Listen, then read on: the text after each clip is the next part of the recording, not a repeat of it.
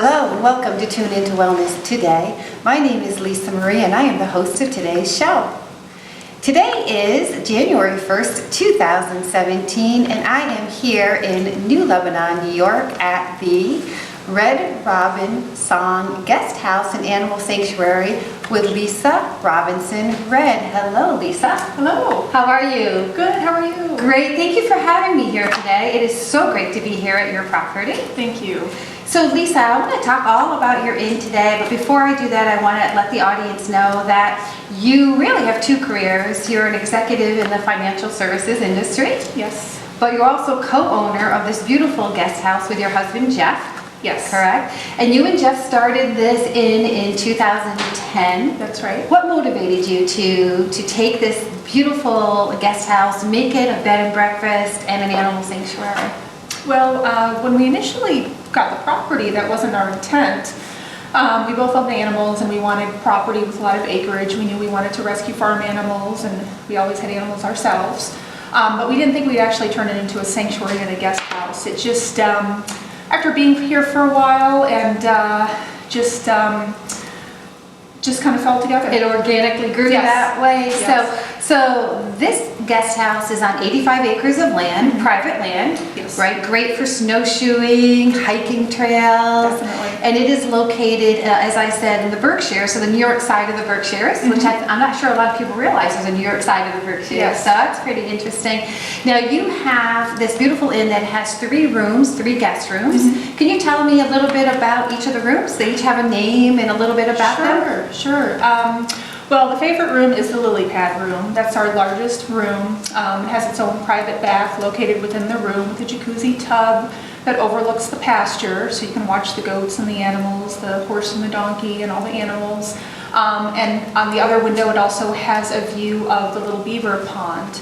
So we also do rehabilitation for wild beavers and you can see them swimming in the pond. Beautiful. So that's the largest room. Okay. And then we have the bird's nest, which is actually the bird's nest and the pelican's roost are the other rooms, which are a little smaller. They are shared bathroom, but they both have beautiful views and they're very popular also. Wonderful. So we are sitting in the great room by this beautiful stone fireplace and fabulous fire. And as I said a moment ago, people that come here have hiking trails and snowshoeing trails and 85 acres of land, animals, a very scenic piece of property with ponds outside, as you said, animals. But also, we're in this part of the country where they have other activities that they can do, like Jay Peak skiing resort, right? Is not that far. That's right. Lenox, Massachusetts is not that far. That's right. So we have yoga, we have zip lining, we have all types of activities. The racetrack is not that far for people who are interested in those types of things. Yeah, especially people who are active and love the outdoors and nature. Mount Greylock isn't too far away, so you can actually hike part of the Appalachian Trail, cross-country ski trails, Ramble Wild Adventure Park, which you mentioned, which is zip lining and great activity. So there's so much to do. And in the summer, Tanglewood is not too far away to see some great music venues. So much to do in the area. I saw Bob Dylan at Tanglewood this summer. I love Bob Dylan. He's amazing. So Tanglewood is just beautiful. So people can come here and relax, enjoy this beautiful scenic view from all around the guest house, as well as the guest house itself, which is peaceful and is comfortable and is enjoyable. You have games, right? Things for people to do while they're here. Oh, sure. Or they can go out and do all the other activities that we just spoke about. That's right. Board games, video games, ping pong in the winter when it's not as easy to be outside. Definitely. It's amazing. So in a library, this guest house hosts a library as well, educational information on health and wellness. Definitely, and we also have projector film, so if people want to watch documentaries or movies or anything like that while they're here near the fireplace, that's something else people love to do. And not to mention that you and Jeff are incredible hosts and hostesses and just make everyone feel so wonderful. So we're going to talk a little bit about the health and wellness piece that you also offer here, which is the plant-based opportunity from when people stay. They can have a plant-based breakfast that you serve as part of their stay. Is that correct? That's right, yes. Talk to me a little bit about what it is that you prepare for people to choose from in the morning. Sure. Well, it's always a plant-based breakfast.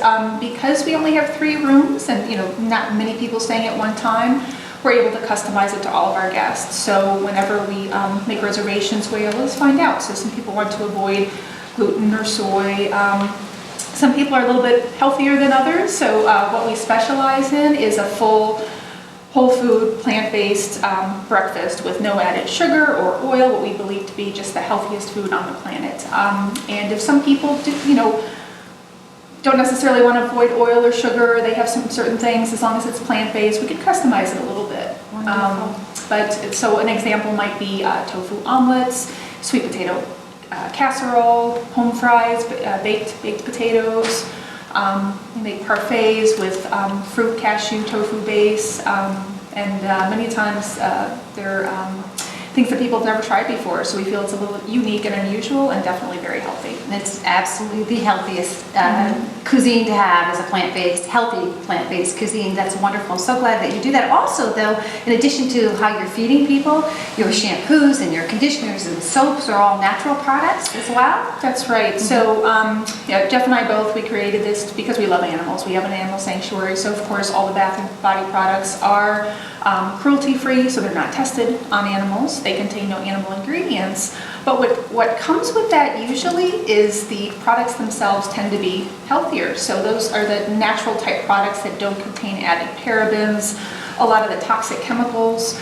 We're so careful about what we put into our body, what we eat, but a lot of people don't realize that a lot of the things that you see in the grocery store, the drugstore, that you put directly on your skin can be very dangerous and harmful also. So we like to show people how important that is and how easy it is to find healthy products. And how easy it is. And the skin is the largest organ on our body. And so when we're putting hand lotions or shampoos and conditioners or whatever else it is on our body that's toxic, we are absorbing those toxins into our body. So I am so grateful that you are doing this.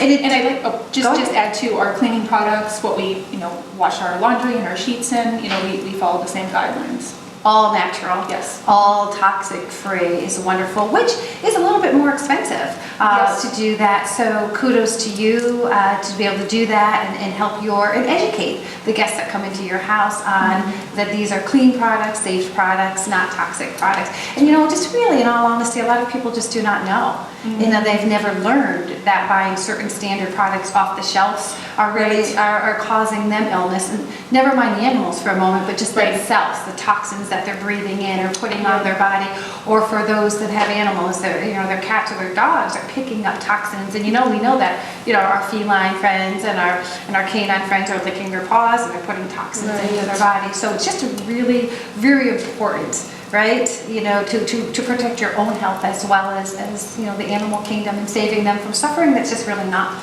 so necessary. So you have an animal sanctuary here as well, over 25 animals now, cats, dogs, goats, roosters, chickens, mini donkey, mini horse. How do you take care of all those animals? That is a lot of responsibility. It's a lot of work. That's what Jeff, my husband, that's his full-time passion and what he does. So he does the majority of that, but we also have help with some very wonderful volunteers. So we have a few regular volunteers in the area that come religiously, and we couldn't do this without them. And then throughout the year, we also have big volunteer days when the hay comes, or we need to do a big barn cleaning or painting or something like that. So that's the only reason we're able to continue. Our volunteers have been just fantastic. That is amazing. And you said that you have rescues, beavers. So did Jeff have to go and learn how to, because that must be very challenging. How do you know what to do with a beaver if you're rescuing a beaver? Did you have to take classes to learn how to do that? Well, we both have our license, so you do need to have a wildlife rehabilitation license, which requires study and passing a test. We also both attended, wildlife conferences and things like that, but when we decided to specialize in just one wild animal, that's all we could take on, we did meet some mentors. So there's a wonderful couple who has another animal sanctuary in New York, the Abbey Freeland Animal Sanctuary, and they've been doing beavers for years. So we've traveled to their place, they traveled here, and they helped us get set up because there is a lot to learn. And all wild animals, they all require completely different care. So what would be appropriate to do for one animal could be dangerous or deadly for another. So they've really been the main reason that we've been able to learn and take that on. It's beautiful. And so, Lisa, very philanthropic, you and Jeff, in the sense that all the proceeds from this guest house go into taking care of these animals? Yes, yes. Correct. Mm-hmm. Great. What is it that you can tell me and tell the audience specifically that you and Jeff could use to help benefit the animals? I mean, are there fundraisers? Are you taking donations? What is it? How can people help you? Oh, sure. Well, we definitely always appreciate donations, of course. Monetary is great, but there's also things that we need, and we'll be listing that on our website. But volunteers are always welcome, as I mentioned. For people that live in the area, if they're willing to donate their time regularly, we would love to talk to them. We have volunteer days. We do have a few fundraisers. Our most recent one, which we usually have on or around Halloween, is a 5K run on the trails of our property. So there's a lot of things to help the sanctuary directly, but just supporting our guest house too. The more people that come and visit us, or just spread the word about what a wonderful vacation retreat it is, really helps us also. Where are you receiving most of your guests? Are they coming from Manhattan on up to here, to this area? Yeah, surprisingly, it seems to be the majority of our guests are Manhattan, New York, Brooklyn, and the Boston area too. So we do have some people from the Capital District, some people wanting just a night, a getaway, so we do have some people from the area. But I'd say almost primarily it's been New York and Boston. So for the people that are listening to this episode today, if they wanted to purchase a gift for someone, a getaway, weekend getaway, or even just a night or a week getaway, may they purchase a gift certificate? Oh, definitely. And they can purchase for any dollar amount, and it never expires. So that's definitely something they can do. That is fabulous, because oftentimes they expire within a year. So people may use these gift certificates. I just love that idea of someone giving this gift.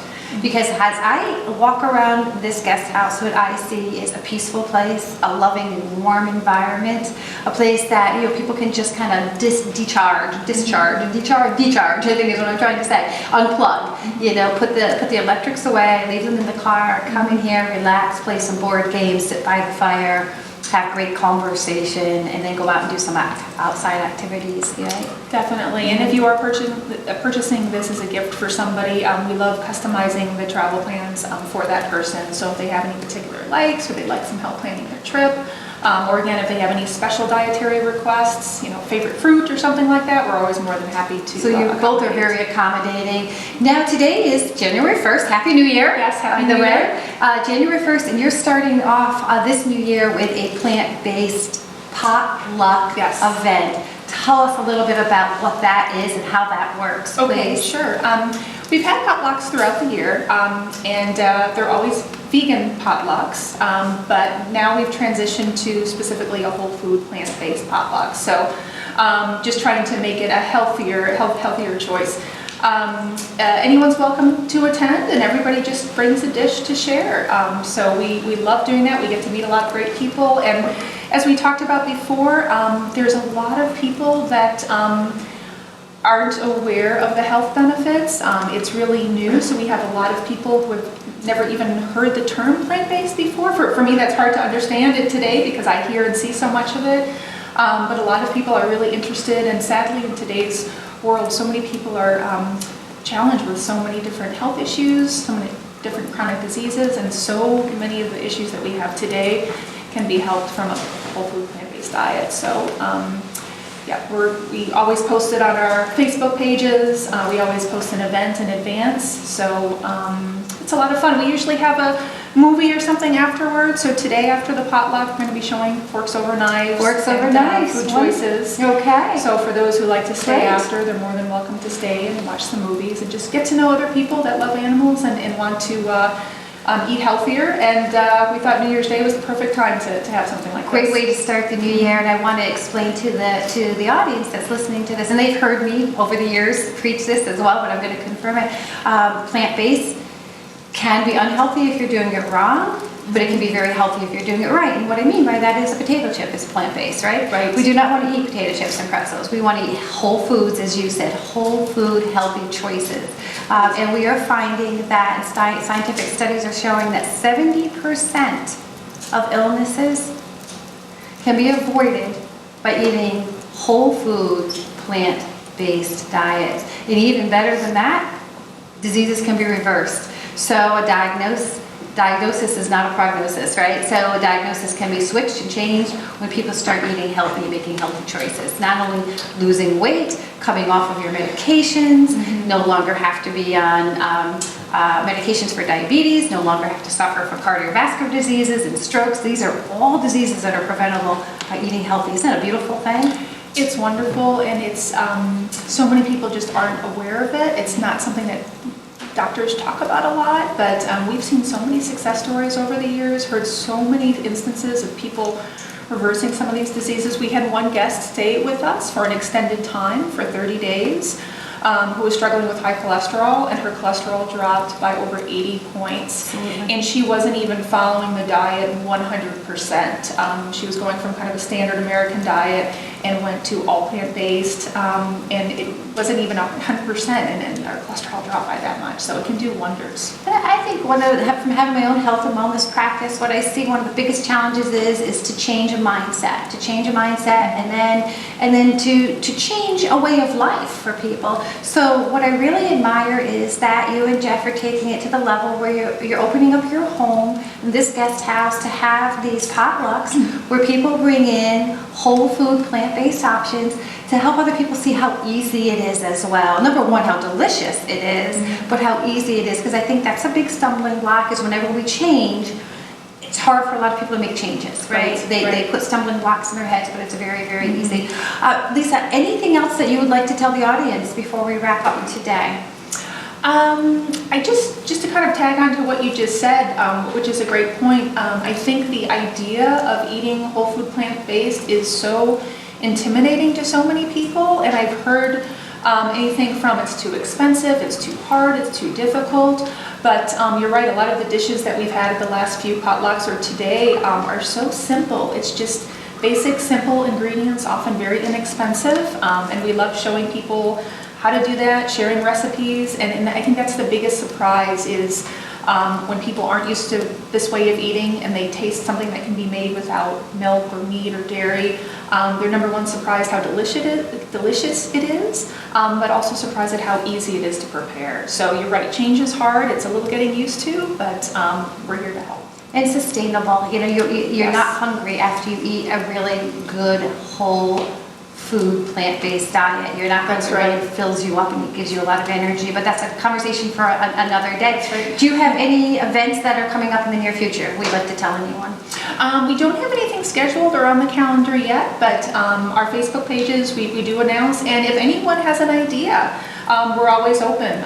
You know, some of the things that the 5K run, that was a guest's idea. You have a beautiful property, there's a lot of runners that are healthy, you should have a run, and that's how we started that. So definitely, we're always open to ideas. How about Valentine's Day is not all that far away? Do you have some fun ideas for Valentine's Day? Well, or maybe we'll start maybe a snowshoe hike or something like that. I think a cooking class sounds good. How about like a couples cooking class that people can learn how to make some whole food plant-based and do it in a fun environment? That's a great idea. Maybe a little champagne to add. Okay, sure. What do you think? Sounds great. That is great. Thank you so much for having me here today. We really appreciate it. Always good to see you. It's great to see you. If you would like more information about the Red Robin Song Guest House and Animal Sanctuary, I recommend that you go online to www.redrobinsongguesthouse.com. Until next time, be happy, be healthy, and be alive. Happy New Year. Happy New Year.